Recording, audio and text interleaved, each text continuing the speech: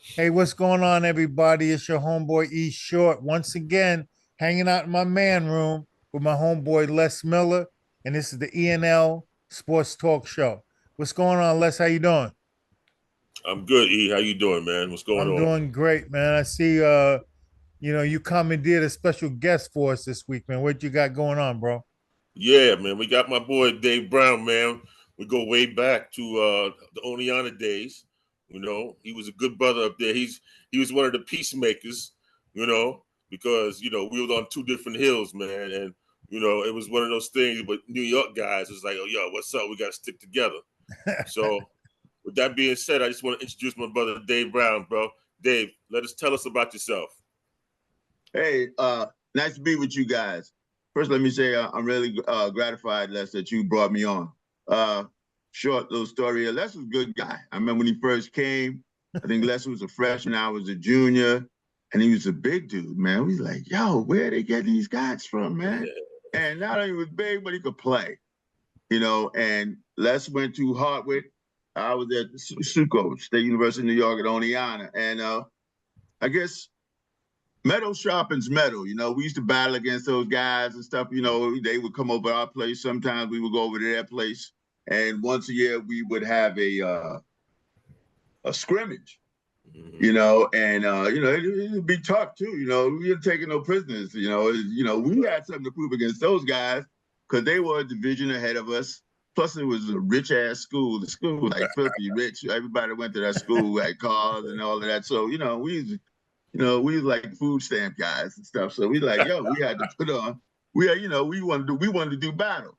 But Right. at the end of the day, you know, on the weekends we'd all meet downtown at the spot or whatever, have a beer or something and kick it back and forth and stuff. And there was battles and stuff like that. But they were good guys, basically. Short story. I remember my freshman year, I played freshman. I played on the freshman team. That's when they had JVs and freshmen. Right. And then they moved me up to varsity in my sophomore year, and we scrimmaged these guys.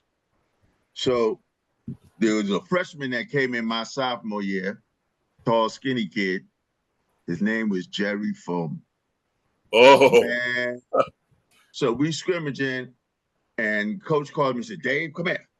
See that guy right there? I'm going to put you in the game. He shoots it. As soon as he touches it, he shoots it. Man, he put me in. Sure enough, I forgot who it was, which point guard they passed it to Jerry. And he's so far deep in the corner that he's out of bounds. And I swear to God, I'm up on him, man. Like, yo, coach is giving me my chance to play. Mm-hmm. Man, that guy released the ball, man. Swish. Coach starts, get your ass over here, man. I did not tell you the guy could shoot. But, yeah, coach, but you didn't tell me the guy was damn near All-American could shoot from anywhere. But that's just one of my little stories, But I liked Oneana, man. Oneana was a good place for me at the time I was coming up. Because, at that age, sometimes you could take the left road, you could take the right road. Right. And how I got to Oneana, I went to Powell Memorial Academy. And then I had got a scholarship to Columbia. Mm-hmm. And I kind of got kicked off the team. Coach basically told me, you ain't an Ivy League guy. Mm-hmm. And it wasn't because I couldn't play. It's just that I didn't want to go by the rules. So I sat out a year, was working and doing some other kind of stuff I shouldn't kind of do. And I said, I need to go back to school. So they had a program in New York City where the state universities around the state were looking for people to come. If you had the grades and stuff, they'll take you and put you to a certain school. Right. And I had a partner. He was going to Bing. He said, yo, Dave, go down there. Because I think he saw it through me too. He said, you ain't doing what you're supposed to do. Mm-hmm. So ended up at Oneana. And I made a team and stuff like that. And that's how I got there, man. And sometimes there's an old saying down here in Texas, you got to get separated from the herd to realize who you are. And I was running with a crew that I grew up with and never could understand my own individuality because I was in that same crew. We used to ball and, hunt girls, mess with girls and party. And sometimes you'll stay in that same thing. So anyway, I got to Oneana and I kind of separated myself and found out who I was and stuff, met good people. like Brother Les here and stuff, and just other people, especially my teammates that I played. You know, I played with some good guys, man. You know, Right. one of the guys, my roommate for a few years was Kenny Ford. He was Yeah, Kenny Ford. really, he could really play. He could ball. Yeah. Yeah, and he was another guy. You know, most of the guys I played with, we wasn't outstanding stars that you heard about, but we just happened to come from different parts. You know, there's brothers from Newburgh, there was brothers, you had some brothers from the Bronx, and you know, and guys that could play. And it made my game better because I was playing behind all of these guys that it just made my game a lot better. And again, you know, I was always used to get mad because I could never crack that 5 till maybe my junior year. I was like, man, I got tired of them splinters in my behind, but I just stuck with it. Something made me stick with it because I love basketball, man. I just loved basketball. I loved basketball. And I remember one time I told my brother one time, I said, man, I'm not moving up. He said, look, man, my brother played for Taft, you know, and he's a pretty good guy. But he said, look, man, you play for Powell Memorial. Powell Memorial, you know, I was like 7th, 8th, 9th, man, but they was a loaded crew. And then I went to Oneonta, and then when I was at Oneonta, you know, I wasn't moving up as fast as I thought I could. And I'm busting my behind here. He said, are you crazy, man? Look at the stuff you're doing. You playing on good teams. You just that kind of got through me too. I should be thankful that I'm on good teams. And, you know, you can be the man and play on sucky teams, you know, so. Right. You know, I tell you, was it's a lot of motivation, man. With when you get splinters, man, that's motivation, man. Yeah, and it hurts too, man. I mean, it hurts your pride, especially if you're a private person and you're trying to contribute. Right. You know, but sometimes you have to bury your ego and look for the good of the team.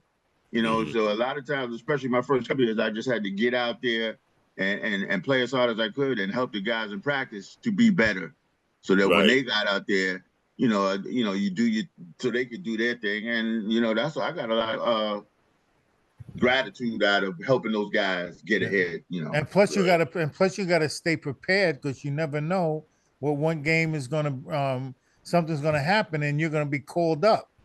Absolutely, you know? Absolutely, Eric. Yeah. And that happened to me a couple of times. Somebody would get hurt, or maybe most of the guys are playing bad, and the coaches stick me in there and everything. So you know, and you learn from that stuff. You know, you learn because for me, basketball is life, and I took a lot of things that I learned through basketball because I was one of them hard-head guys. You know, I couldn't get it. You know, parents be telling, "Yo, do this," but luckily, I learned a lot of those things that my parents were trying to tell me through basketball. You know, work hard regardless, and the most important thing, never, ever, ever give up.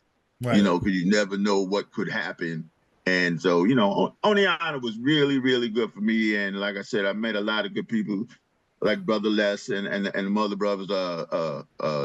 G Rob, me and him always stay in touch on Facebook. Man, we kick it on. You know, he was a good. You know, I ain't like G Rob when I first met him because he was a handful. But as we got older and more mature and stuff like that, and he played for a powerful high school situation too, man. You didn't realize it at the end, but then when I come, yo, he played for one of the legends of the game and everything, you know. Yeah. Jersey City. Yeah, absolutely, and so you know, it's helped mold me basketball. You know, thank God for basketball, and I don't mind saying that because again, I took it too after I graduated. You know, I went into coaching. I knew what I was going to do before I left college. You know, my brother was a basketball coach, and I didn't want to. And I'm not trying to, you know, well, how could I say, hold my nose up in there? But I wanted to be a college coach. I said I'm not. Even though I ended up being a high school coach at one point in my career, I wanted to go straight to college because my brother was a college recruiter. And one thing that moved me about him doing that was, when he would come back in town to recruit, he always had a pocket full of money and a good-looking rent-a-car. I was like, hold up, man, this guy got money and he got a fat rent-a-car. And one time we went down, I forgot where we went. We went to some tournament in Brooklyn, and we got Albert King in the same place. We gave him a ride because my brother was trying to hustle, you know, so yo, I'm gonna give you a ride home. So we got it's me and my pops in the back. And this other brother, I don't know if you know, he does the same thing. He helps push. His name is Bernard Palmer, and he pushes the Harlem Basketball Association former whatever. Anyway, And so Bernard King, I mean, not Bernard, Albert. Albert. Albert Yeah, King. Albert King. And, so I'm hanging out with him when I come home in the summers, and he's around all the, he's trying to recruit all, I don't know if you ever remember a brother named Eddie Lee. I know Eddie Lee very well. Yeah, for a lot of reasons. From 40 Projects. Yeah. Him and Keith Hemans. My brother recruited both of them they went to Cincinnati. And my brother's the one, so I would go out there a lot of times and hang out with them and have a little juice because it's rough over 40. 40 Projects is crazy. But I'd have a little juice around there because, I knew Eddie Lee. So, so anyway, long story short, I wanted to be a coach. That, and I loved basketball, and I didn't know what the heck I was going to do after I left Oneonta. Of course, I graduated by the skin of my teeth from Oneonta. But when I was in college, I said, I cannot go back home without a degree. Right. I went to summer school all 4 years. All 4, just do well. And my motivation was basketball. You can't play unless you're eligible. And so I had to, a lot of summers, well, all 4 summers, I had to get eligible. So, that's what I want to do. And when I went into coaching, I had got and I hope I'm not rambling on and everything. No, man, yo, no, you're rambling, but it's okay. Good, man. It's good. And so after I left Oneonta, I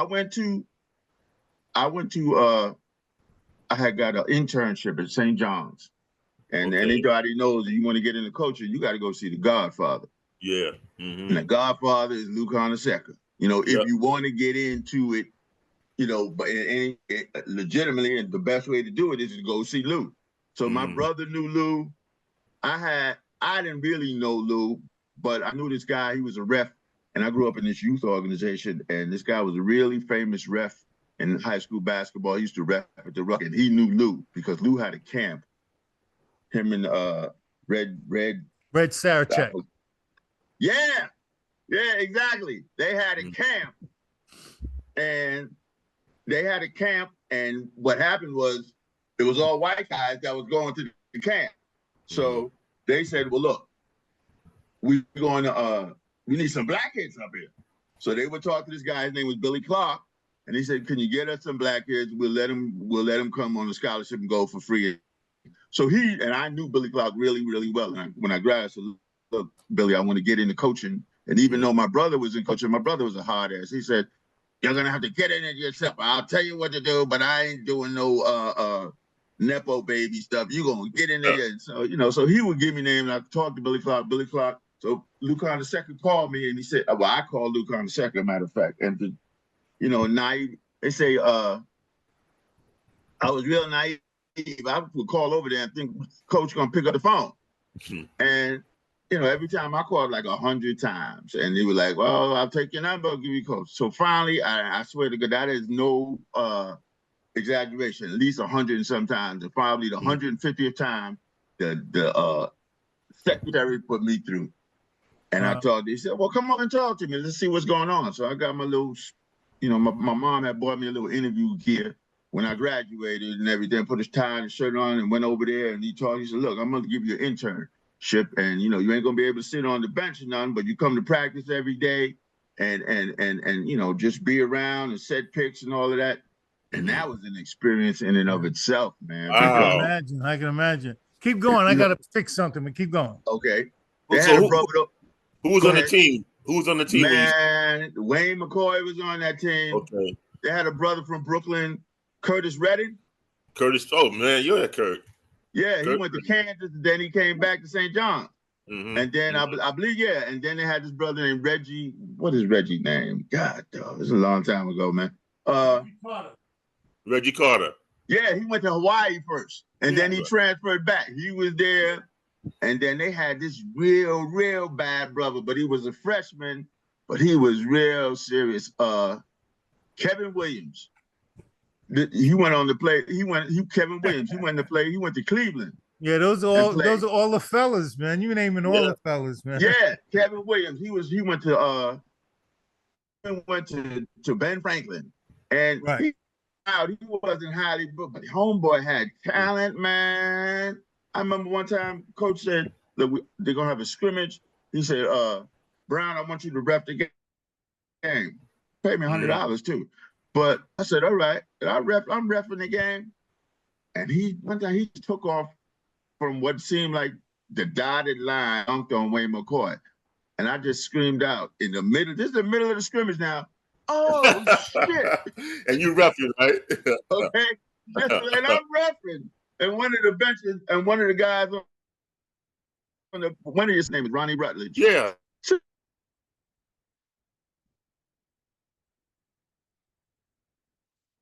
You froze up.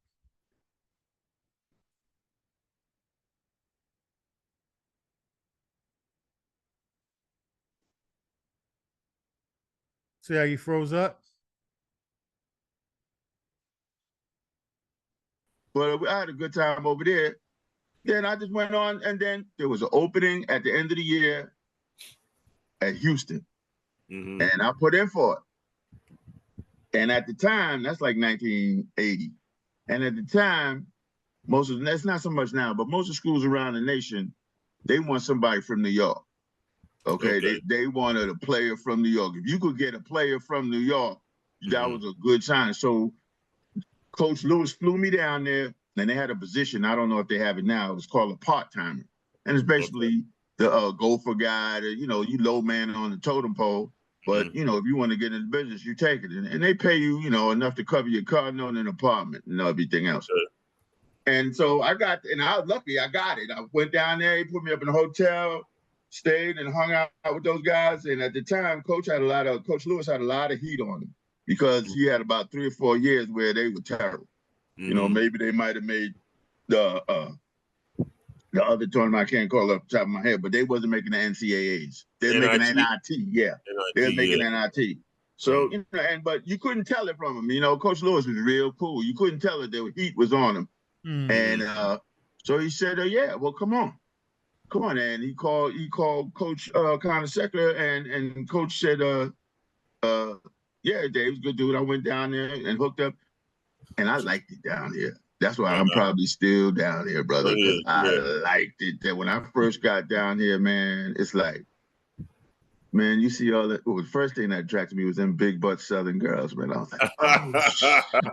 I'm like, everybody is loaded. Yeah. And the people were nice. New York is rough. New Yorkers are nice. But, you don't go around saying good morning and hello and all of that. People don't understand that. People, so it was a relaxation. It was, it was easy to get stuff. It was easier to get a car. It was, the apartments was nice. And I just really, really liked it down here. And I didn't know they was on the up and coming. I just wanted to get in on a D1 job. Right. But they had cats in. And when I came in, because I came in that August, Clyde Drexler was a freshman. He came in. Another brother named Mike Young, he came in. He was a freshman. Larry Mishaw was a sophomore coming in. And Rob Williams was there, who basically was the man. And another guy came in around in October. His name was Akeem Olajuwon. And don't forget about Benny Anders, man. Benny was good. He came in man. the next year. Yeah, but Benny was tough, man. A lot of people slept on that guy. Yeah, Benny came in the next year. And that's a whole nother story in and of itself, man. Benny was out there, bro, way, way out there, but he was so super talented because he graduated with the same class with Karl Malone. He came out with Karl Malone and was rated ahead of Karl Malone at the time. Rated ahead of. He was the #1 player in Louisiana, definitely, and he was definitely top 5 in the nation coming out. And but sometimes this has got to connect with the physical ability, and Benny had a problem with that. But he was out there, nice kid and everything, but he was out there. But that was a hell of a crew, man. You go from St. John's to University of Houston, and these cats was something else, man. You can see how talented people are. You look at it, God damn, these some talented folks. And plus, just the transition coming from, I come to a Division III school, State University of New York at Oneonta. And then when you go to that, you hear all the stories about the D1 and how they treated. But then when you actually get there and see how the D1 college athlete is treated, that's just for me. I was like, yo, they're just giving away Nike shoes here. And, Yeah. every practice you can go in there and give me some new, not give me a pair of socks, give me a new pair of socks. And here's a t-shirt for this, and here's a hat for that, and here's some warm-ups for this. And they just and there ain't no bands. And you know, you take a bus. We took a bus to A&M because A&M is an hour away. You know, everything else, well, other than Rice was, you know, we didn't even take your own car, but everything else was airplane. You go to Austin, Austin's 3 hours away. That's a bus trip. We taking the airplane and everything. So all of that was really, really, really surprising for me, man. Again, I don't want to be rambling on, man, but the more I talk about it, the more it brings up stuff, you know. Yeah. So how were those practices, man, with Akeem Olajuwon from freshman year to when they won? He was like, you know what? I'll tell you, and everybody has their story about how Akeem got there. I can truthfully say I was there and exactly what happened.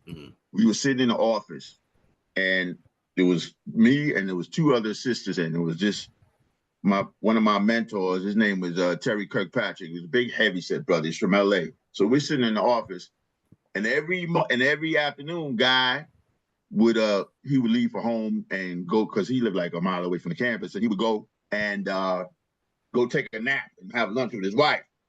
So, but he was leaving out, and he came and he gave Coach Kirkpatrick a $20 or $40, and he said, "Listen, there's some big African kid coming in. This guy that I know that works over in Africa, he says he's coming down here."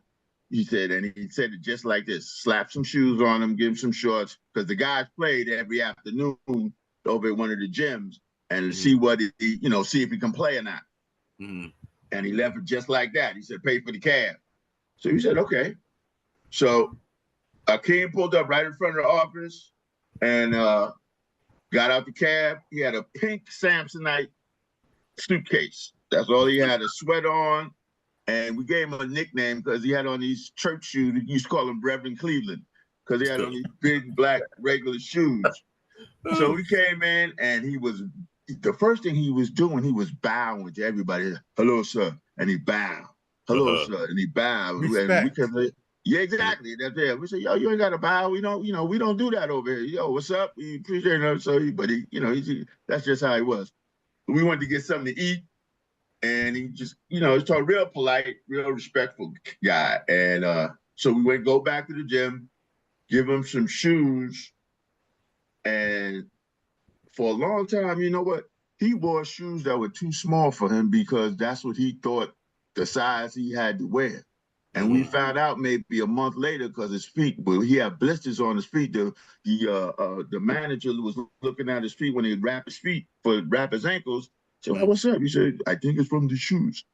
And he's wearing two sizes too small because that's what he was used to wearing and everything. So we got him the proper size. Anyway, we took him to the gym, put him out there, and he was playing against the guys that was on the varsity and on the team. And the one thing that convinced us that we need to keep him, because he had a ticket to Louisville.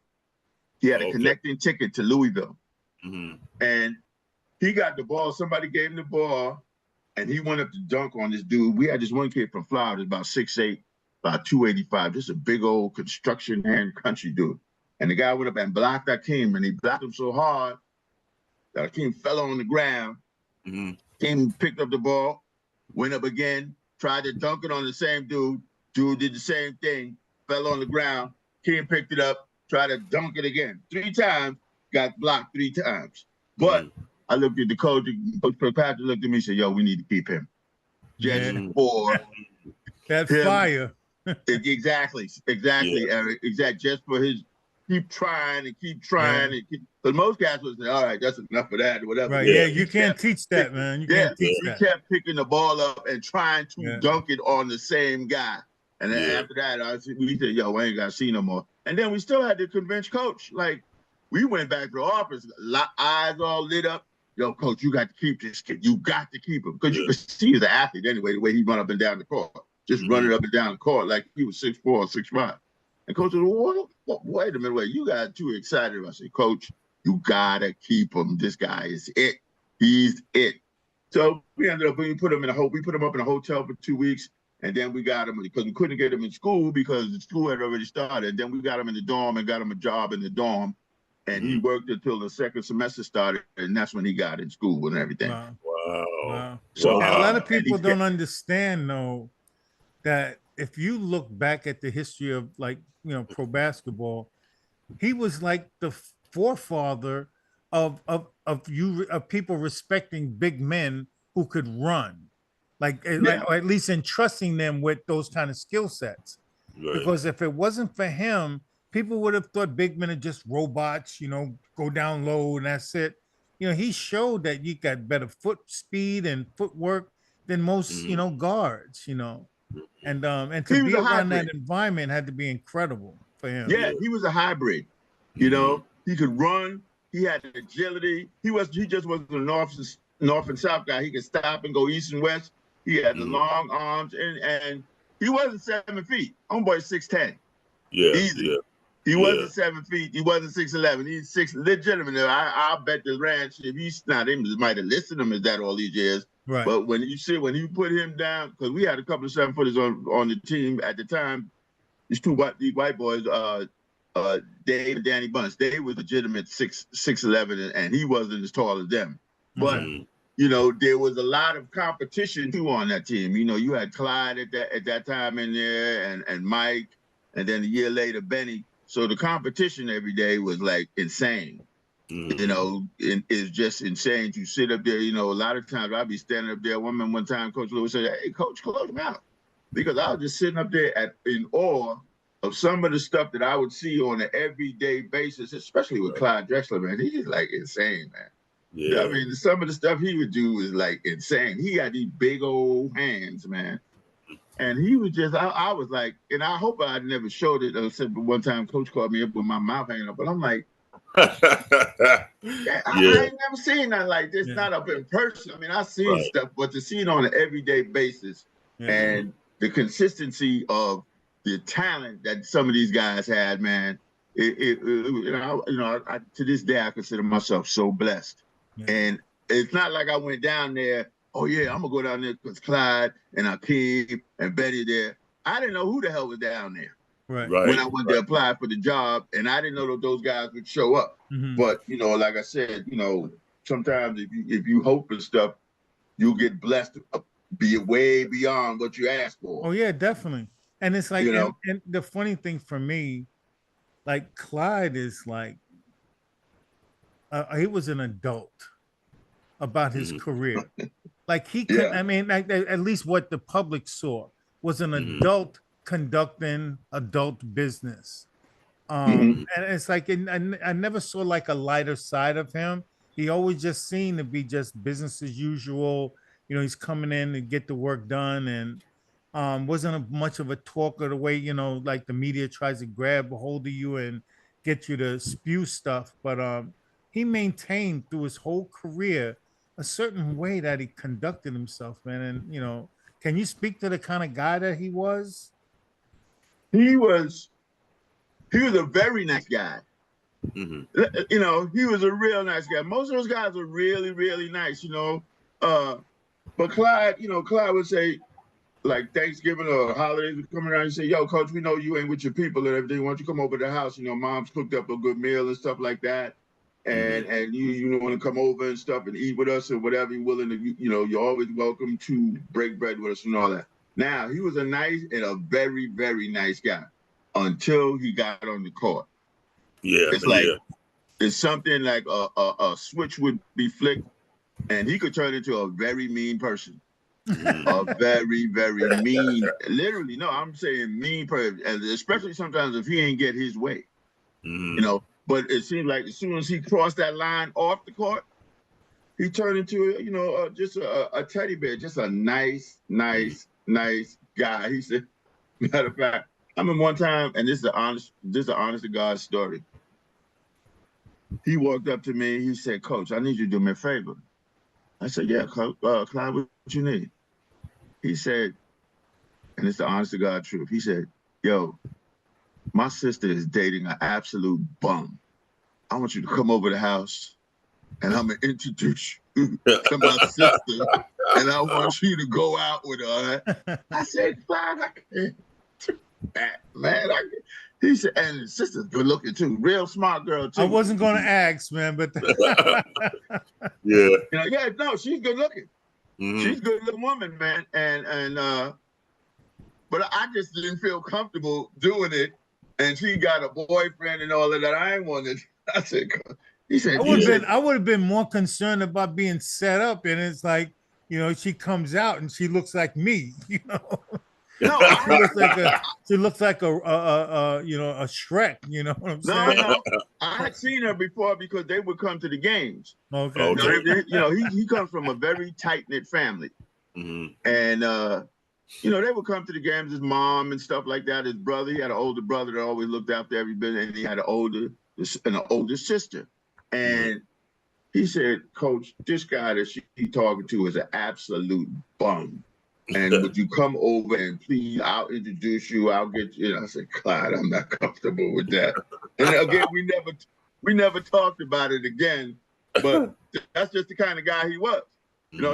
Real nice guy, off the court, real nice, real personable. The university loved him because of what Eric just said, because he was business, somebody you didn't have to worry about what's going to come out their mouth.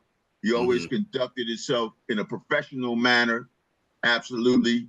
And he just would. He come from a good family. That just was automatic for him, man. That he was a professional person, but he could play his ass. And he was mean as hell on the court too, because he would fight anybody. Yo, let's go. He would drop. He would drop gloves anytime.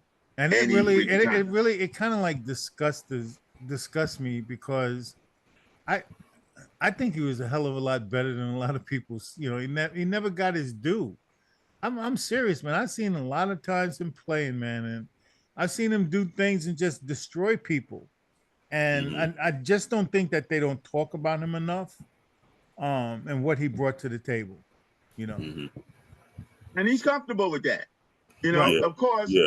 At the time, if you remember, well, y'all know who he was being compared to. So that's kind of what, and nobody at that time matched up to MJ. So, but they're gonna say, well, he wasn't as good as MJ. Look what MJ did. Okay, nobody at that time matched up with MJ, and that's a lot of times what they'll bring. Well, he ain't as good. Come on, who is? Who is as good as that guy? So that's what they bring it to. But good dude, could play. I never saw anybody dunk on a 2-1-2 zone, and it ain't no fast break. It's just set up play, half court play. I never saw anybody dunk just they waiting and standing around. And I don't know if y'all remember, this big guy was in the middle too.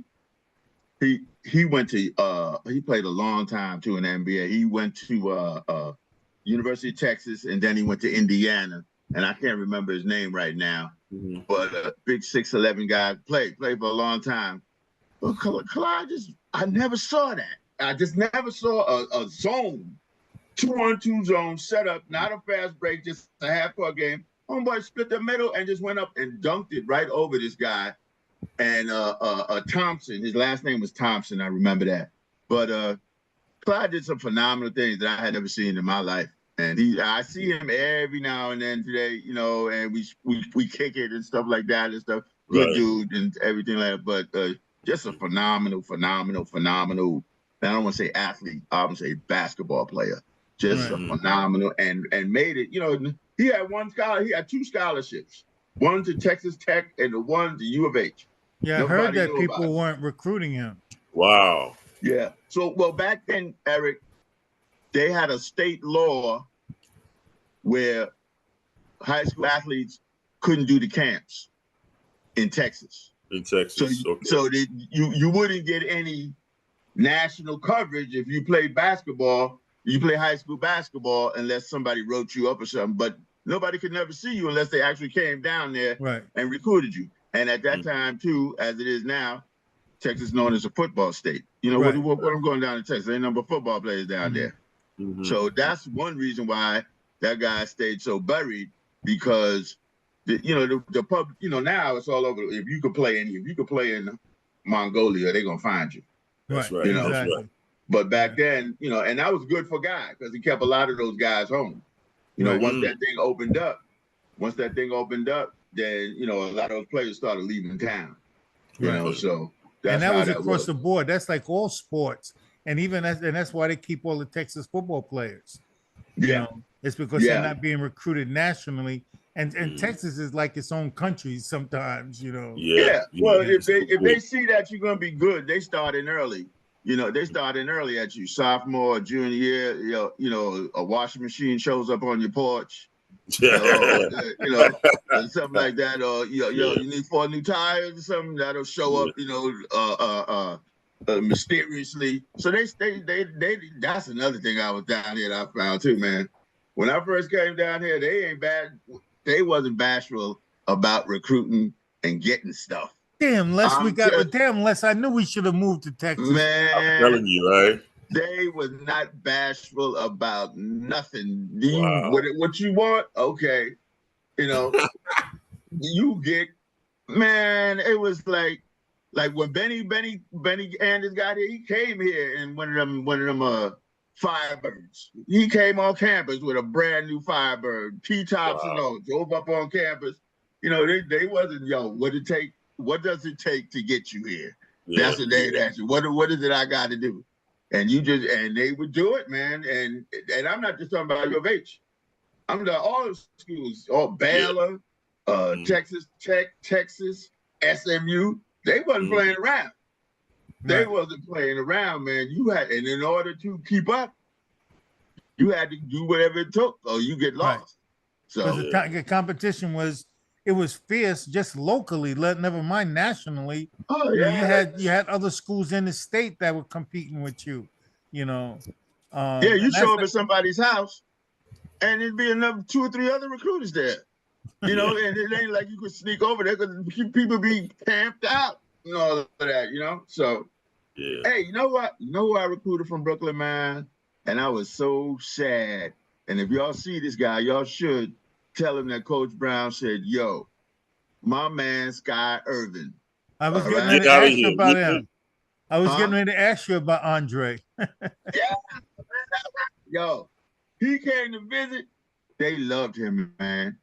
Clyde loved him. Akeem loved him. They loved him. He didn't have the grades. And what happens is you get, at U of H, you got a special admit every 2 years. Mm-hmm. The special admit is, okay, as long as he graduated, that's fine. Mm-hmm. The year before that, Benny Anders got the special admit. Mm-hmm. And we was hoping that Andre's grades would come up or whatever, but the SAT kind of bust, and we couldn't take him. Wow. We couldn't take him. Yeah, man. But I recruited him. I recruited him by myself. Mm-hmm. I was like, yo, I went up to New York.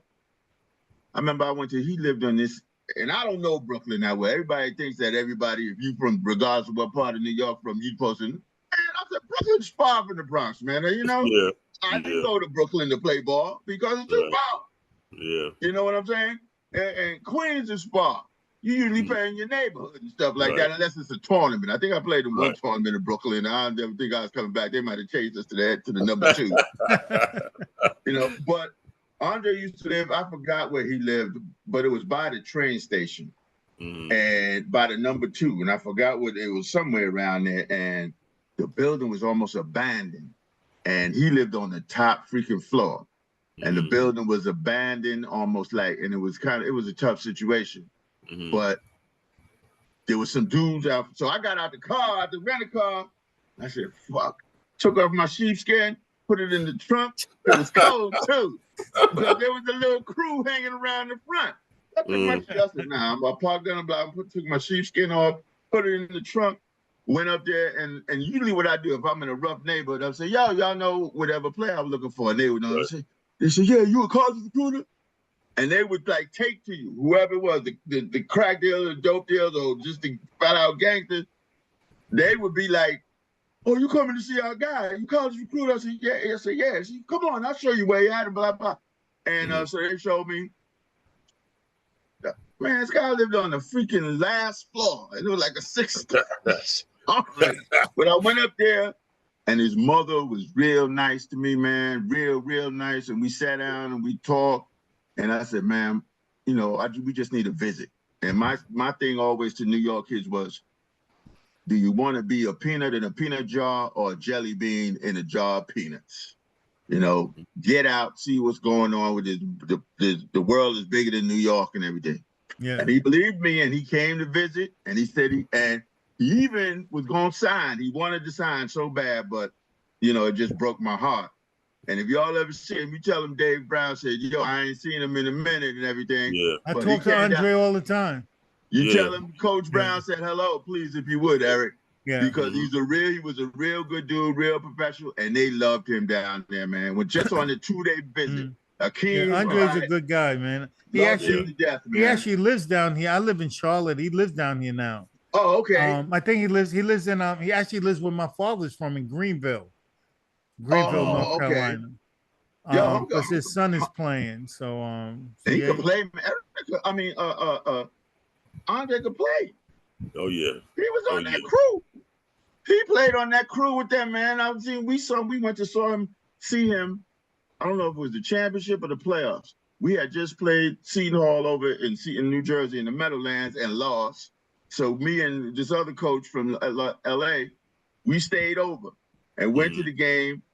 I called my man Eggman. I said, yo, save me 2 tickets, man. And we right there at St. John's. And man, that was a hell of a crew they had, first off.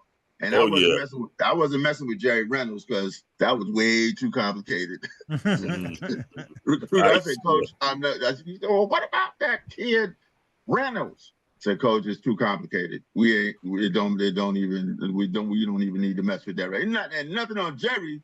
It's just technically with all the stuff that he was going to school and stuff and all of that. That was way above my pay grade. You know, you need one of them professional recruiters to weave all through because they had Jerry Reynolds had everybody on him, and that just shows it. First, you know, he signed with Wisconsin. Yeah. You know, who goes to at that time? Now think back, what black guy goes to Wisconsin? Right. You know what I'm saying? Yeah. So that was a real complicated thing that you know, and I was like, Coach, good player. But I don't think we need to go there. Right. Absolutely not, man. Yeah. So and plus Andre was taking off on people. Was he? Yeah. Some serious hops. Goodness, man. And it would explode on you too. You wouldn't think that, you know, because Andre maybe 6 feet, maybe 6'1", 6 feet. But he would just explode off the ground and dunk or damn near dunk on you and everything. Right. And like I said, Clyde and Akeem loved him, man. They loved his game because he came down there, you know, he went and played a couple of days. He went and played, and he was just doing all the fly stuff, and they loved it. They really wanted him to come there too, man. Absolutely. Yeah. Wow. And I could just imagine. So, man, so how did they get that nickname, man? That Phi Slamma Jamma joint. How'd that happen? This news columnist. He was a sports columnist, I believe it was with the Houston Chronicle. And he came with some white guy. I can't even call his name now, but he came up with it. He says the tallest fraternity in Texas. That was the moniker, Phi Slam. You know, those other Greeks, you know, they Phi, Zema Kappa and all that. He just took Phi and then Slam and Jam and put it together. and the people bought into it, and that's how it came out, Phi Slam and Jamma. And it stuck, you know, because them cats was dunking all over the place, man. Every time, you know, it's usually like the simplest thing would get you to, you know, start like a new brand, you know, just based on a sneeze, you know. Absolutely. Yeah. But they brought it with them, man. It was a perfect description of a group of guys, you know, and you know, I mean, they left their mark. That people still talk about them, you know. Oh, absolutely. And it seemed like every time you turn around, you saw a banner or a T-shirt with Phi Slamma Jamma on it. You know, it was like some of those folks tried to make a corporation out of it, and you know how some folks do. They jump on stuff and act like they invented it, but you know, the guy loved the dunk. Coach Lewis loved the dunk. He said it's the highest percentage shot in basketball. Yes, and sir. he encouraged it. He especially when it was made legal in college. He encouraged those guys. Yo, get up there and only lay up. You stand right under the basket, dunk it, because it intimidates. It intimidates also. You know, somebody dunking on you, getting your head dunked on, and you know. So he encouraged those guys to get up there and dunk the ball and everything. So it was exciting. You know, it was really, really, really exciting time for me, man. Absolutely. At one point I was like, I can't believe this. Look where the hell you at, man. And you know, going on these trips and Final Fours and all the airplane trips, and not only you know what used to kick my ass, you get daily per diem, and you can order in the hotel. Okay. Yeah. Okay. They give you per diem money. You get to the hotel, they give you a little. Well, you ever seen them envelopes? Well, I ain't gonna ask you. Remember them envelopes that joints used to come in a marijuana? You get a envelope. Everybody gets an envelope. Yeah, with money in it, and that was your per diem, just like that. A small Manila envelope per diem, and if you feel like coming down, you can call up on room service. Yo, send me up some pancakes or something like that, you know, and save your per diem money or whatever. So I was like I said, I'm a Division III guy, you know, bologna sandwiches and Vans. Exactly, right. Look at this, they just giving money and food away. I'm with it. So, you know, it was a good time. It's a totally different environment, you know. Yeah, to a certain extent, it really is. It's a business. You know, they treat the Division I stuff like and as they should. Right. You know, as they should. They treat it like a business. It should. You know, if you want your people to be out there and ready to perform, you know, treat them right. You know, make sure they're fed right and relaxed and because it's a hard, you know, performing to your utmost ability is hard. And to make it easier, you want to give them all the luxuries and whatever it takes to get it done. Right. Exactly. I agree 100%. You know, no and doubt. I guess it's like really hard, like to try to maintain, you know, the environment, and when you know you have the pressures of the fact that you know that money's flowing. And so what, you know, based on that, what was it like? And were you there when NC State beat y'all? Yeah, that was my last year there. Yeah, what was that experience like, or as far as like the aftermath of that environment, of that event? What was the climate and the environment like then? Well, you know, it's over 40 years ago. So now, you know, I remember when that shot went up and I'm looking at it and homeboy, Brooklyn guys keep screwing me. Yeah. The Brooklyn guys keeps getting it. We always get back to the Brooklyn guy. Okay.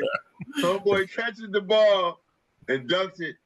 And I just look down at the ground.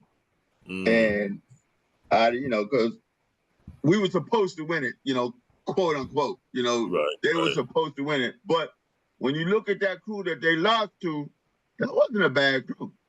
No, you know, they had the kid that went to play in Utah all them years. I forgot his name. Thurl Bailey. They had that other kid, McQueen, who was 7 feet, legitimately 7 feet. And a lot of times, just the act of being 7 feet is enough. Then they had, of course, they had the backcourt and everything. Then they had another kid. There was another New York kid on there. I forgot his name. Ernie Myers. There you go. Ernie Myers. All American. They had a pretty packed crew. It's just that U of H got there, and you know we all, you know, Five Slammer Jammer, Clyde's dunking everywhere. Akeem was going to be the first pick, and blah blah blah. So, but they weren't no slouches by any sense of the measure. So, but it was kind of sad, you know. And I remember when we went up into the locker room, all hell broke loose because Cats was pissed off. Benny was mad at people, and they was throwing garbage cans, and they would, it got nasty up in there, man. And because you know, certain people, but it just was, that blew over. That blew over real quick. You know, by the time we got back to the hotel, everybody was cool and just, you know, we need to stick together now. If we're gonna stick together, we're gonna need to stick together. That's agony, man. That's Yeah. the agony of defeat, man. It don't last Yeah, long, but the agony exists. You Yeah. know? yeah. And And so, you know, it really, one thing I want to say about that right quick was, you know, we got off the plane in Houston and we got on the bus back to the campus. And this chokes me up to this day. When we got off the highway, people start coming out the stores and out their houses and waving at us, you know, and you know, giving us, you know, props and stuff like that, Right, you know, and they didn't have to do that, you know, Right. because Houston was like thirsty for any kind of championship back Right. then, you know. right. And those folks, you know, the folks that was coming out the barbershops and everything, waving and clapping and stuff, you know, I was driving and during down the streets and everything. And, you know, for the first few years, I used to get it used to make me mad because people would bring shit up, and you know, the couple of times I was ready to fight a couple of cats. Like, oh, you need to shut the hell up. What the hell are you talking about? And, you know, you sidelining, if I put a jock on your face, you wouldn't know what a jock is and everything. And you know, I mean, it really used to upset me because some of them were haters. They were just flat out haters and stuff, and would bring some they know they would get aroused out of me and everything. But after a while, I got past it. Like, you know, the heck with you, you know. But yeah, it was a sad time for a minute, you know. Yeah, and you know, you said right on the cusp. Yeah, but you had said that you said it was that they didn't have to do that. And I'm sorry, I beg to differ, man. They did have to do that, man. They did have to show respect for what y'all accomplished, even though you didn't win the big one, because that's all part of the process. Everyone, like, you know, limits the whole process as like the beginning game, the end of the game, and it's done. But it's everything else that makes it what it is, man. It's the fans, the people that support you, and it's like, and it's that, like this, that agony of defeat, man. It's like, who's there for you when you lose? So the community coming out and showing that support, that's what's supposed to happen, man. And they did it. So, you know, and that makes you feel better because it's kind of like you lost, and then somebody reaching out, reaching their hand out and saying, you know, get up, you know, big fella. Yeah. Come on, man. We're gonna be okay. Our community is here for you, you know. And that's a nice thing, man. That actually, I would be proud that of the community doing that, man, because that's what they're supposed to do. You know, don't be a fair weather fan. You know, you there for the, you know, like Nick Hey, fans, man. like these Nick Only one fans. team gets to win. Yeah, Right. yeah, that's right. And it's but yeah, it's just, it was, and based on what you said to us about how Texas is, I think that it was probably like expected there, because and they do that everywhere, you know. When we lost the NCAA tournament, we went back home. You know, the fans were there. You know, and the same thing I know with Carolina, Duke. That's how the fans are, man. They support you legitimately. You know, even though y'all still should have won that game. Yeah, I just think that. Yeah, but you're right. Yeah, you're right. Yeah. We should have just one of them things. And I've taken a few things from that situation and learned in life. You know, keep your foot on the gas pedal. Yeah, yeah. You know, keep your foot on the gas pedal, and you know, a lot of times it's not the destination, it's the journey. Yeah, even absolutely. though Absolutely. our journey was to win it, but you know, you can't. You know, I look at it because I'm twice denied. You know, when I was at Oneonta, even though we was Division III, we played for the national championship. That's right. That's right. And so, you know, I was like, God damn. You know, I thought about that too at the time when homeboy caught the ball in the air and dunked this. Damn, twice? Twice? Give me one of these deals, man. Yeah. You know, but that's just the way it goes. Right. You can't cry with spilt milk and all of that, you know. And that's oh, yes, you can. But you can cry about it, but when the tears go away, no, for real, you can. But when the tears go away, you put it in its proper place, man. And you know, and he filed away. And because you're right, and we talk about it in all different kind of ways, but it's the journey, man. It's the journey. Yeah, absolutely. And some people don't go on journeys, so they don't know. Exactly. They don't, and I mean with anything, some people don't know what going on a journey is like. And having that experience, whatever the outcome is, you walked out of it and it's done. You know, one of the greatest experiences for someone for a kid is being thrown in the pool. That's that journey, Yeah. man. And so, it is what it is. What does the kid do? He gets back out, do it again, do it Exactly. again. And it's Yeah. not going to be the same outcome. You get wet different or whatever the case may be. But the journey, man, you just keep wanting to do it, man. And playing sports is like it's drugs, man. Yo, for It's real. a drug. No, that's right. Yeah, Tell me it's about a it. drug, man. Tell me about because- it, man. Yeah, and it's like, and unless you notice when we sit and watching the game and you get that feeling like we were on the court and it comes back like for a moment in time and it's kind of like, Yeah.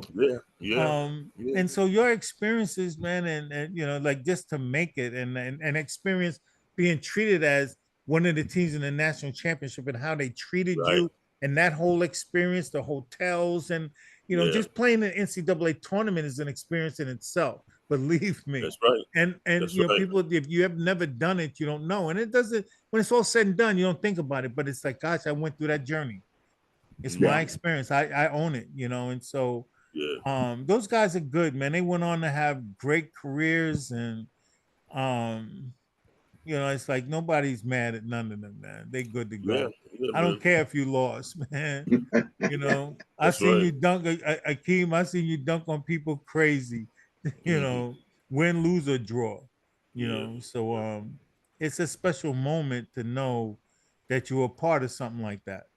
Absolutely. You can't take that memory away. No.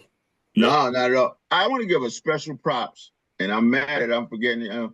I'm having these senior moments now as I get older, and I shouldn't forget this gentleman's name, but I want to give him props, and I'm sure you guys know him. The Andre Irvin's high school coach at the time, Ray Haskins. Ray Haskins. And I feel so bad that I forgot his name. It's just a senior moment there, but Ray Haskins. Oh, man, what a he great was man. as a recruiter, he was so nice to me, man. He said, yo, well, he knew my older brother, but I would call him up, man, and ask him stuff. Like he's the one that gave me Andre Irvin's number. Wow. So I could call him and like, hey, I'm coming by the house. And he would give me the deal on Jerry Reynolds and stuff like that. And he would give me the deal on certain other players, and I don't think that he would do that for everybody, but again, he knew my older brother really good, and I knew him, and the way I treated Andre and with respect, he felt that he could talk to me in the future about other players and stuff. I could call him, and get the word, because it's hard getting the, when you recruiting, especially in New York, you need to know what's going on. Yeah. And so and Ray was really, really, really good to me, man, when I was a recruiter, because he let especially a recruiter that didn't know Brooklyn. He'd give me the directions, yo, you need to go here and make a turn there and everything. Yeah. Ray Haskins, a good dude, man. Let me Good. tell you something. I can't even. I could if I wanted to. I'm not going to, but that Ray Haskins, man. I'm not going to talk about that guy, other than the fact that there's nobody more special when in the game of basketball, and at least for me in New York, Brooklyn, than him, because Ray doesn't run around with the nonsense. He in my opinion, my experiences, and I've known Ray since I was like 11, 12. As honest as a person could be, man. That's true. I'm serious, man, and plus he'll take your ass to the hoop. Because you could play, man. But he was like a straight up honest guy. So what you're saying about him is like it's kind of like preaching to the choir, because we all have like this special feeling about Ray because he's straight up honest and he's a good man. Absolutely. And how he helped a lot of guys that were under like with Andre and them. Ray is just a special guy. And the show is not about Ray, so I ain't gonna get too much into it, man. But he is a special person. Yeah, really I tell you one thing, man. All them years we was growing up, man, I never played for him, but later on, because he was a referee also, I ain't never found out of a game. And he teaches the game as he's reffing, And he's another one. He just loves the game. He loves the game. And a combination of not only loving the game, he loves to help people. Right. Absolutely. You know, Yeah. to get to where they need to be. You know, that's Yeah. another important. It might be 50% of his 50%, 100% of his makeup is the game of basketball and helping other people get to where they need to be. Right. Yeah. Absolutely, Right. man. Because he's a great guy, man. Yeah. He's a great And guy. that passion is like it's reversed itself because people like him. You know, Yeah. it's like we're talking about how he feels about people, but everybody likes him, you know, and Yeah, he's yeah. not a confrontational person either. So Mhm. so it's easy to get along with him. And I hear Ray, one guy like Ice Reynolds, the way Ice talks about Ray, how they're not yellers. You know, we Right. grew Yeah. up with a lot of coaches that used to do a lot of yelling, but Mhm. Ray wasn't a yeller, you know, and Yeah. it's like Yeah.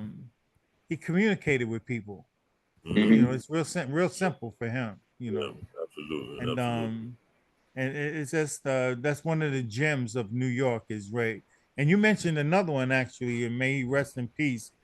You said, did you say Eggman? Yeah.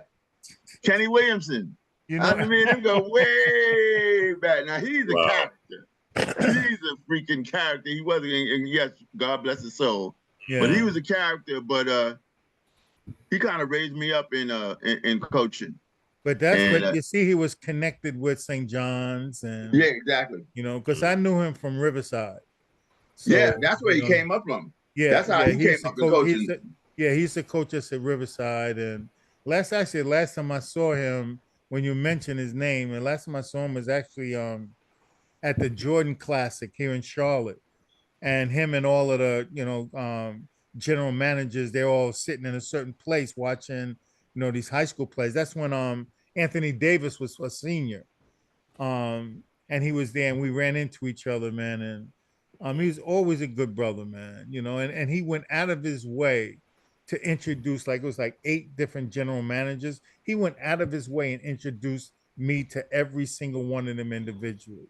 That's the kind of Yeah, guy, and that's how those guys are. That's how a guy like Ray is, and Eggman was. They were inclusive, to yeah, the fraternity of basketball people, and they always try to connect people with others.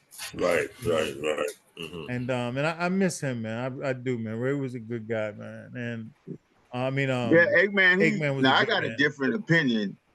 See, like he was he was mean to me, and I'm in a good way. Because Okay. when I got into coaching, he was already coaching at Iona, Right. Mhm. and he always he would say, I say, Eggman, I need to do what should I do to do that? And he would say, this, and this, and this, and you better do it. Call me back at 8 and let me know what happened. Blah, blah, blah. And then, or he'd see me out on the road and he'd say, what you doing out here drinking? You shouldn't be over there at that boy's house, blah, blah, blah. Just on and on. So it was like an older, mean brother, but he always was like, are you doing your job? Right. You know, are you doing your job? And a lot of times, I'm sure you guys have heard of the old saying, when they stop screaming at you, that means they don't give a crap no more. Right. Yeah. You know Yeah. what I'm saying? And and when I say screaming at you, I don't mean screaming because you brought that brilliant point up about Coach Haskins, but Mhm. when they stop talking to you and communicating with you, that means that they could care less whatever. And Eggman always was on my case, like, did you do that? Did you do that? What about Yeah. this? Blah blah blah. So and he used to make me so mad sometimes and everything, but he was doing the right thing. He was just staying after my butt, Yeah. man, making sure that I was trying to be a success, man. Yeah, and But, he was, and that's it's funny thing because he was. I always knew Eggman and always try to make people connect them with like the other side of basketball, like not as a player, but everything else, as a trainer or a coach. And it's like, like, and that's why it was probably on your case, like stay on the path, exactly, stay on the path. Like, and he was telling people of opportunities, and because people were doing it for him, yeah, like opportunities came to him from Riverside to Iona to St. John. So, and then into the pros. So you see, he did exactly the same thing that he was pushing other people yeah, become successful. And absolutely. I agree. I yeah, didn't, Eric, I didn't get that till later, but I got it. I got it because I'm telling you, he used to be on my butt, man. Are you doing this? Are you doing that? And then it clicked right, down the road. yeah, he was just making sure I was doing the right thing to get And ahead. Absolutely. those are the guys, if like you said it, you figured it out later on. But there might have been a bunch of guys, Dave, that were on your case that were just, setting the path for you, Yeah. giving you insight. And those guys do that. It's like Eggman did that for Mike Moses that played at Tolentine. And Yeah. he Yeah. played at Iona. Mike ended up coaching. And there's guys that are like that. Like Les Phil Seymour. He always tells me about, the coach from Miami. What's this, Aranega? I think he Yeah. mentored. I think he mentored Phil. That's from New York too, Yeah, uh-huh. Larry Nager. Yeah, and Yeah, I think he goes way back, man. Yeah. He been in the game a long time. And they mentored a lot of guys, man. Because Phil, when Phil was at Canisius, like all the coaches that were up there, they mentored him, and you really would be surprised. That's how come you look at like Jay Billis. How you think Jay Billis got where he got? Yeah, Duke connection. Yeah, but it's like exactly, and those connections got him, on a path, and he's like I guess he's like got his law. He's a lawyer. He got his he got his law degree. Yeah, but he's up here he's commentating, sports and as an analyst. So, but those connections, man, people always look out for guys that have promise, and they need to be in place because they're there to help people's employment and their future employment. Absolutely. And so, and sometimes you got to bend over, man. But but the paths are there for a lot of guys, and they get into the business because of people looking out for them. And that opportunity that came to you, man, that's a great story, man. Yeah. How you got out to Houston, man. I'm serious. That's man. right. I wish somebody would have called me. So Dave, and don't get it wrong, I was lucky, but I also, on the other hand, I also say I wasn't scared to step out there, or that's what did it. That's what did it. You did that. That was you. Yeah. You took the leap of faith. Yeah. Exactly. Yeah. Exactly. I prayed on it too, man. I ain't scared to say, even back then I was praying. Like, yo, help me through this, man. Help me to make the right decision at the right time.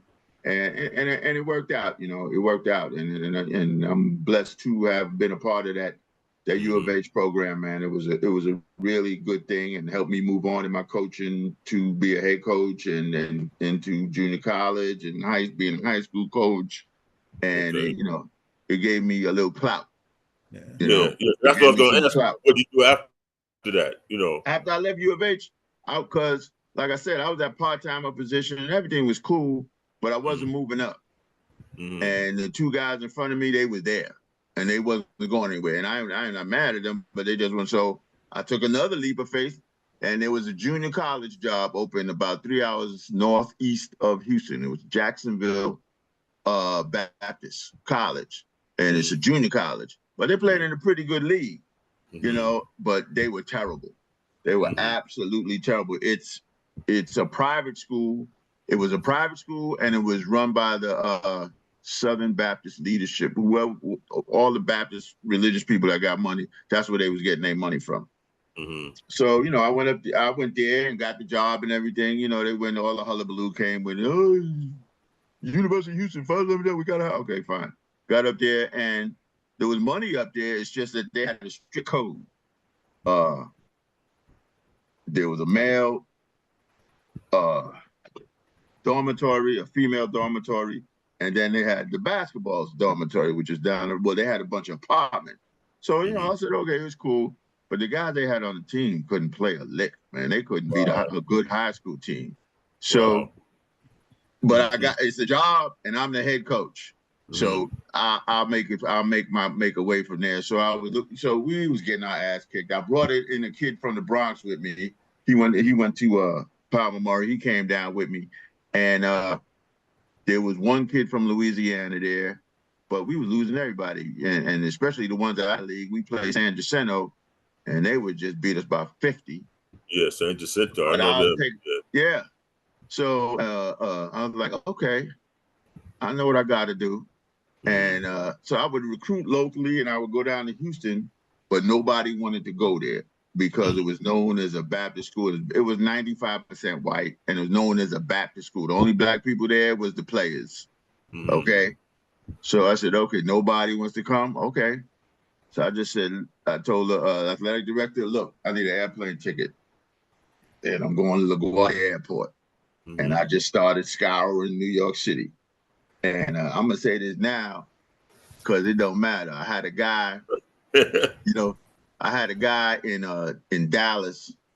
It was a school district north of Dallas. I can't remember the name, but anyway, he was the superintendent. Anyway, he could hook up the what do you call it, the diploma that you get, you take a test for. We talking about GED? GED. GED, yeah. So he said, Dave, because me and him had hung out several times. He went to U of H, blah, blah, blah, blah, blah, blah, and he had graduated, and he was a teacher, then he got to be the superintendent. And me and him, I had met him somewhere, and we was talking, blah, blah, blah, and it came out that, I'll put it to you this way. Have the kid come down, sit down and take the test. When y'all leave, he'll have a GED. Done deal. Yo, do you know what that fucking means? Excuse my language. Do you know what that means? Yeah. So I said, okay, man. I get on the plane and I'm like, yo, I got it. Because you know how many kids walking around the street that went to high school and didn't graduate and can't get into college because they don't have a diploma, or they can't even go to junior college. Right. So I went, there was a couple of kids I knew. I went to Ben Franklin.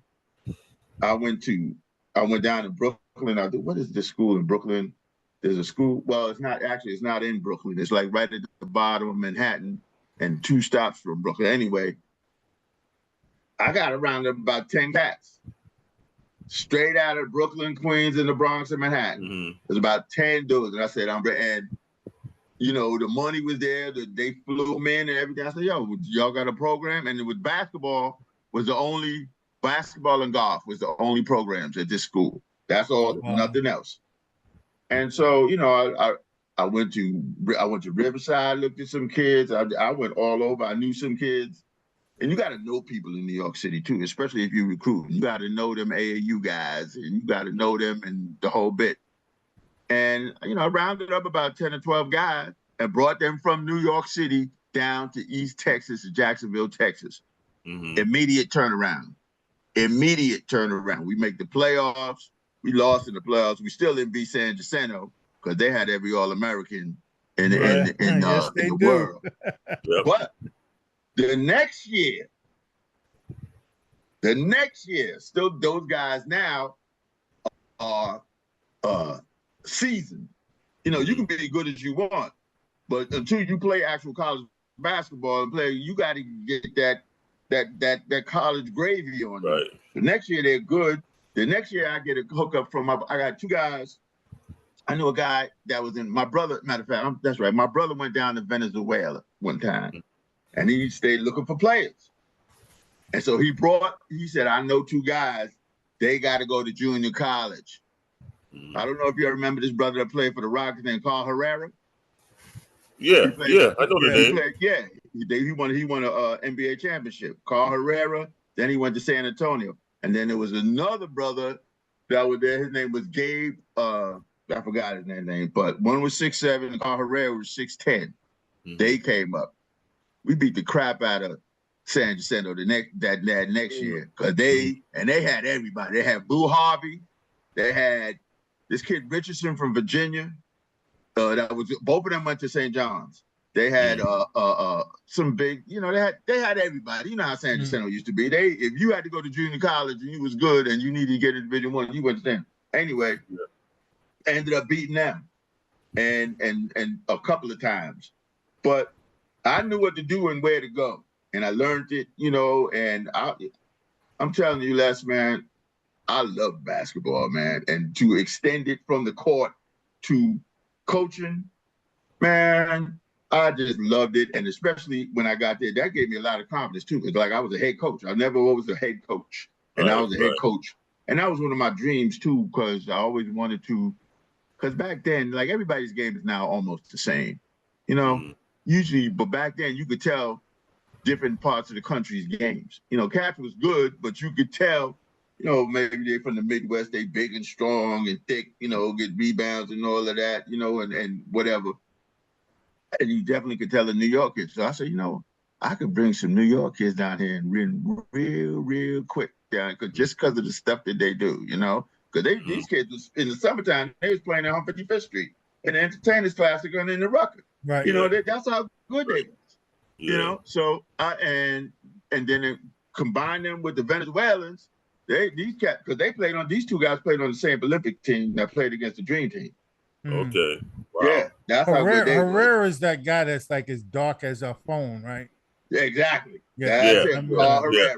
Yep. Yeah, and he made the Rockets drafted him, and he won a champ. When they won one of the championships, he was a contributing member of that team. Yeah, matter of fact, I still come off the bench. That's right. Yeah, I still see him today. Matter of fact, I saw him a couple of days ago in Costco.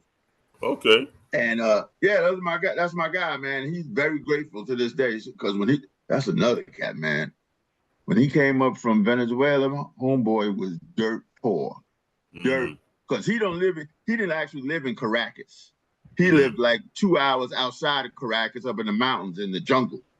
And really, I mean, literally, I know it sounds crazy, but the homeboy could play, man.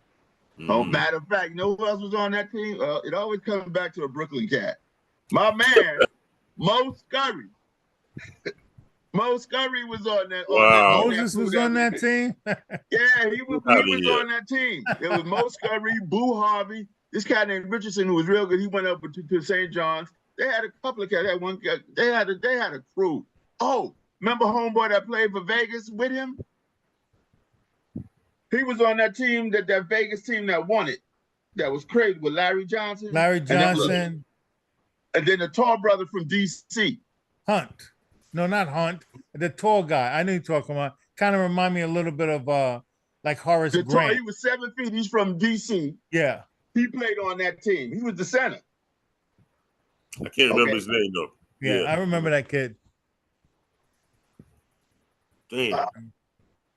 Yeah, he was a pretty tough player. Real tall dude, 7 feet tall, played center, man. Because it was Mo Scurry, him, Anderson Hunt was on that team, right? Right. Yeah, and then the other kid from that do the TV commentating. You know, we'll both think of that tall guy. Anthony. Craig Anthony. Craig Anthony, but the big 7-footer guy. He was on that junior college team, and we beat the crap out of them. I think the score was 152 to 136. Damn. Whoa. Oh yeah, it was a shootout. Oh, it was a shootout. That ain't a shootout, man. That's like, you know, like no defense whatsoever, man. It's like playing horse. Man, it was, and they knew because, like I said, my guys had played against Boo Harvey. I had a couple of guys that played Riverside out there. They knew Boo Harvey, so they knew what they wasn't as good as Boo Harvey, but they was almost there. You know, Boo Harvey was something else, man. Very, very good player, man. But yeah, so that time gave me that was a good thing for me. That gave me confidence that I could be a head coach. And then I left there, and then money started. You know, right up until there, money wasn't a big thing to me. You know, I was doing it for the love of the game. But all the way up there, we talking about, this is 1988, 1987 now, and I was like, now I said, yo, I need some money. Yeah. You know, I need some money. I had my girl. She was cool. She was living in Houston, but I was going all over for jobs. You know, wherever the job was, I was going to go. So I left there after 3 years, and I went to University of New Orleans. And I was there. I was an assistant again, but I was making some money.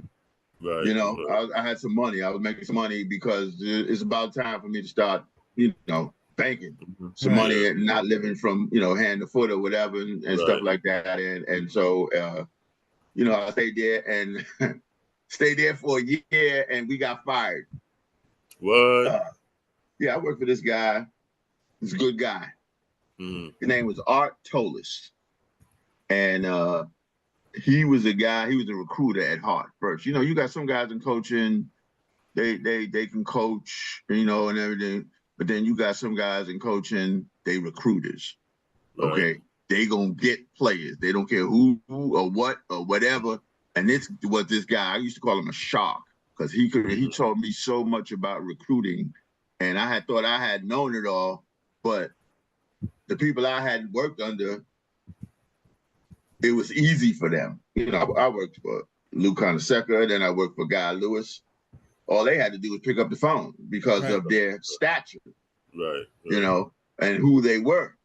Mm-hmm. This guy, he worked for guys, but he was like, you know, he's a guy that got LSU used to have, cause he worked for Dale Brown. Dale Brown. Mm-hmm. He worked for Dale Brown. As a matter of fact, if I'm not mistaken, he's a guy that got Jerry Reynolds to LSU.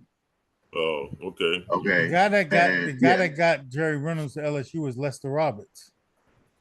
Yeah. Yes. Lester Roberts. That's right. Because Lester was in Lester moved out of New York and moved to down to Louisiana, and they have like statues down there about him now. They were on that same staff. Yeah. All right. And you're probably right, Eric, but Art Tolis was on that same staff. And then he left there because Dale Brown was like his mentor. Then he left there and went to Alabama. And Alabama had those teams with what's that kid's name? I can't remember these kids' name, but they played in the pros for a few years.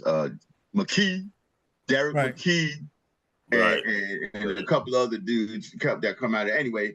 This guy was straight up, strictly recruiter, sharp, just coming in. I'm gonna get whoever I'm going after and everything. And he had got the job there, and I had helped him with a couple of kids from Jacksonville where I was at. You know, I had helped him sign a couple of kids, and he said, "Yo, man, I like what you do. You know, I know your brother and everything, and you know, you look like you can." Because I was always a shirt and tie guy too. I was always, you know, presentation is everything. Yeah, I like the way you carry yourself and everything. He said, "Would you come work for me?" So I was like, yeah, okay. But we got fired. He was a hot-headed temper, and he threatened to beat up the athletic director. We got fired. Wow. Yeah, just a hothead dude, man. Nice to me and everything, but he just was a hothead, and he's gonna beat up because we had a guy there. We had a guy play for us named Liddell Eccles. Yeah. And he played, but he went to San Jacinto, and he played for us, and he was a nice dude. But sometimes dudes are a hell in a handbag, you know. Yo, you better give me $100. I need like $1,000 tomorrow. If you don't, I'm picking up the phone and, you know, shit like that, man. So, but a nice dude though. But you know, I'm now I ain't got a job. I don't have no job, and this is 1988. So I just pack all my stuff up and I go back home. You know, moms always say you can come home, so I come home. Spend the whole summer in New York partying. You know, got my income tax return, had my savings. I'm partying in New York. I don't care about nothing. This is the longest I ain't never had a job ever. 2 months. I'm just going out every day. I got my little Mercedes Benz that I bought. I'm riding around town, you know, having a good time. And as God would have it, this junior college called me in Chipola, Florida. And I even forgot the name of it. It's in the Panhandle, man. This was the racist part of America I ever been in, man. Because it's like I was right there in the part of Florida where I'm half an hour from Alabama and a half an hour from Georgia. And that was like the armpit of America. I just hated it there, you know. So it's a pretty good team. It's just that I just hated that whole area in Atlanta. And I found that, and I used to hang out with Eggman a little bit up there because it was an hour from Tallahassee, and Eggman was at Florida State then. Right. So you know, it was a situation I had to learn from. You know, sometimes it ain't all about where you're at. It's are you happy? So at the end of the year, I thought I'd get ahead of them, and before they fired me, because they knew I wasn't happy at all. I just packed up my stuff again, put it in a rental, moved back to Houston. You know, moved in with my girl. And the next year I got a high school job, and another situation where they stunk. I said, all right, you know, and I got it together, and we won the state championship. Okay. You know, And I brought a couple of kids in. I brought a kid in that used to play for me. Well, his brother used to play for me, and I called him up. I said, "Yo, man, you know anybody up there?" He said, "Yeah, my brother, man. He's giving my mother a hard time, but he could play." I said, "Well, send him down here, and he could stay with me, and I'll take him back and forth to school every day." So, again, sometimes you got to do big things to get big things. So I just brought the kid in. So you've turned into a fixer. Yeah. You go around fixing stuff, man. Well, when it comes to basketball, yeah. That's what I'm talking about. Yeah. And everybody hates losing, man. I don't, get the job, then fix it, Yeah. So, I stayed there for 3 or 4 years. We won a state championship. And then, to be quite frank, I got tired of chasing jobs. Oh, And I got a job. This gentleman I knew from University of Houston offered me a job working for FEMA. And I've been there ever since, Les. Wow. Nice. Been there ever since. And this is like I started in 1997. Yeah. And I'm still with him.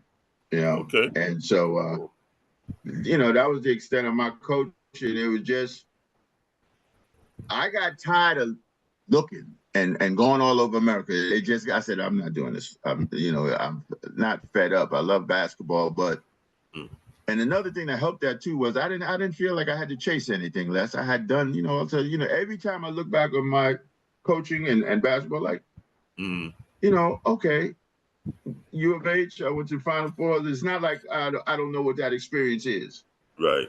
I'm comfortable with, even though I didn't play that much when I was in college, or I played sparingly. I'm comfortable with that, Right. and that took a lot into my decision to not be just, I gotta coach, or I gotta be in basketball. Right. No. I don't have to be in there if I don't want to be in there. And all of those led to this situation where I'm at now. So I'm good. Yeah, I'm good.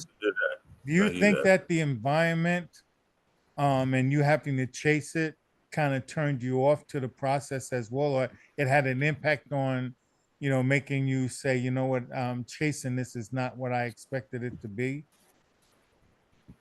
That is an excellent question, and I'll be truthful with you. The thing that I took into consideration was my girl. She had been with me through the whole process. And I said, I can't do this to her anymore, and she never said a word.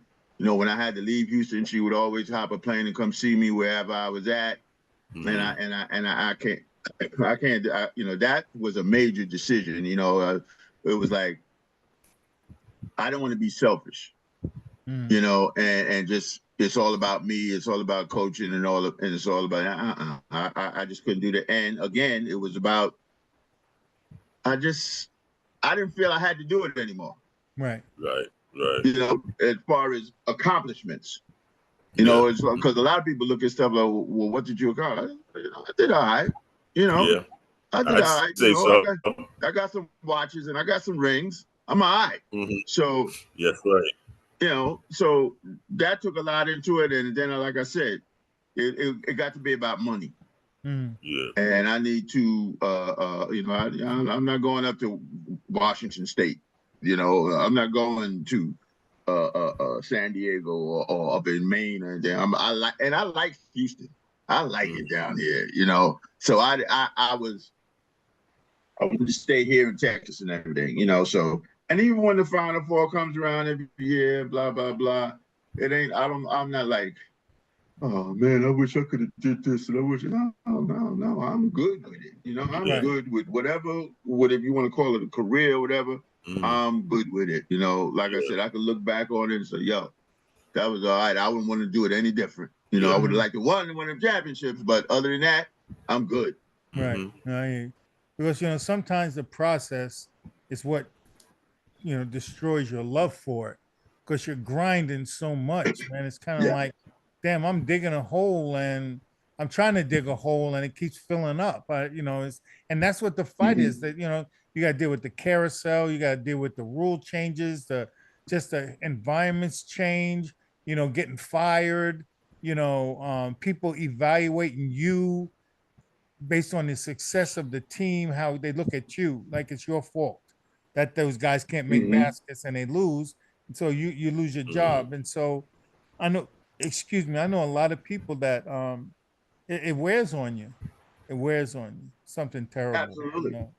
And Well, name some coaches. How many coaches can you name, Eric, that retired or got out of the game, and they got out because, oh, you know what, I did enough. I'm fine. yeah, a You lot. know, Yeah. maybe Shevsky, but you name some big names.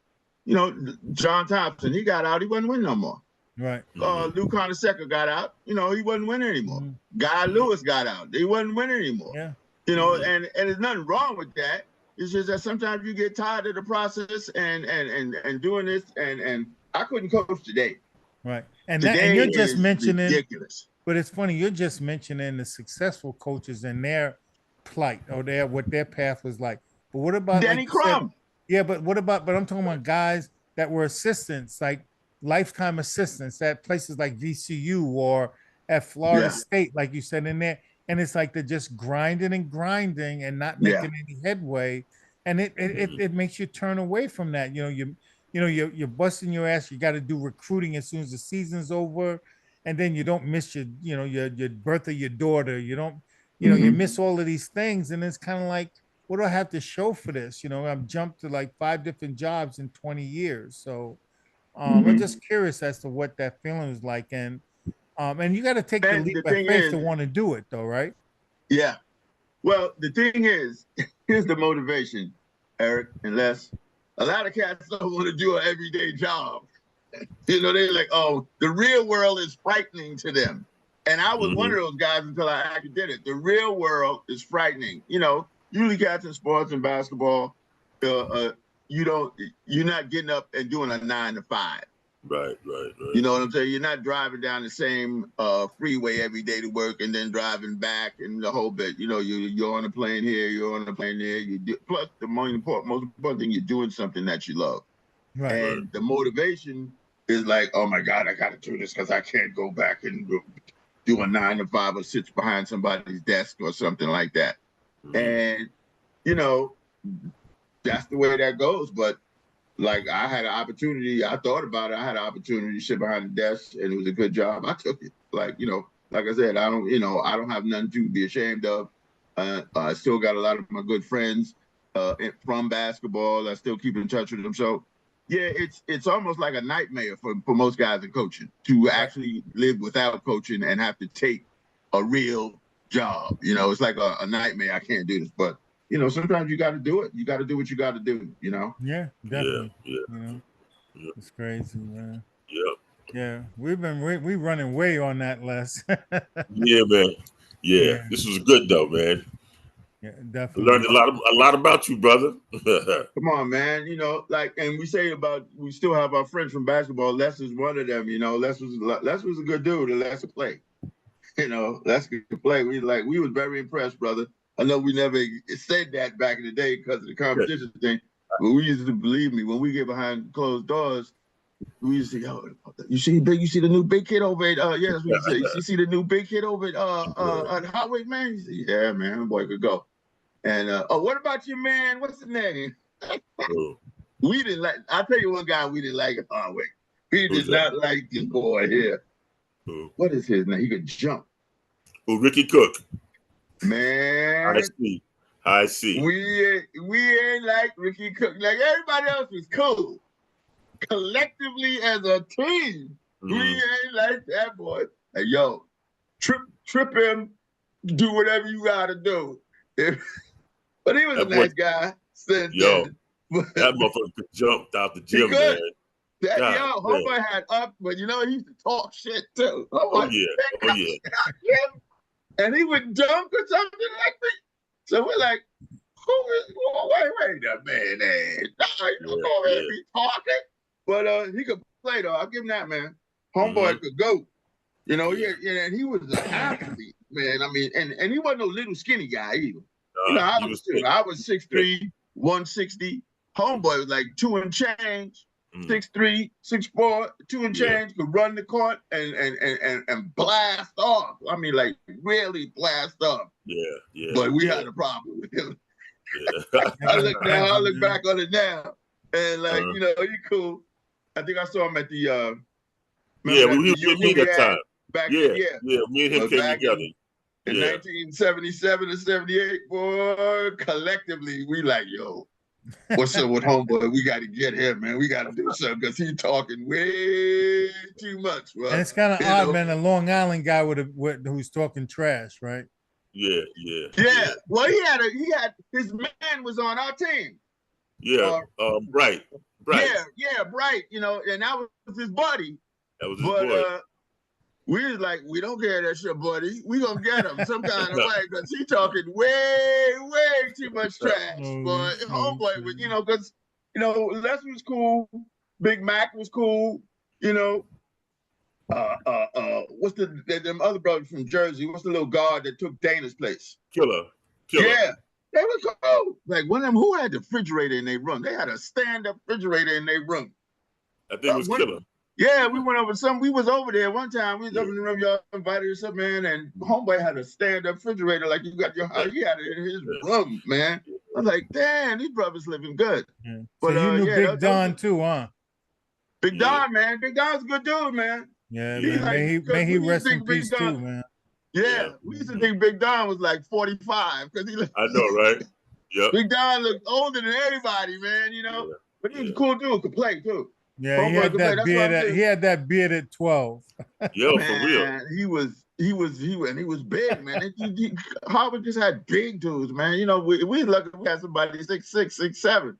These cats are 6'7", 6'8", and they tall and big and like, damn. You know, I thought I could jump. I mean, one time I went up as high as I could, and Don was like, he already had the ball. I'm still trying to go up and get it, man.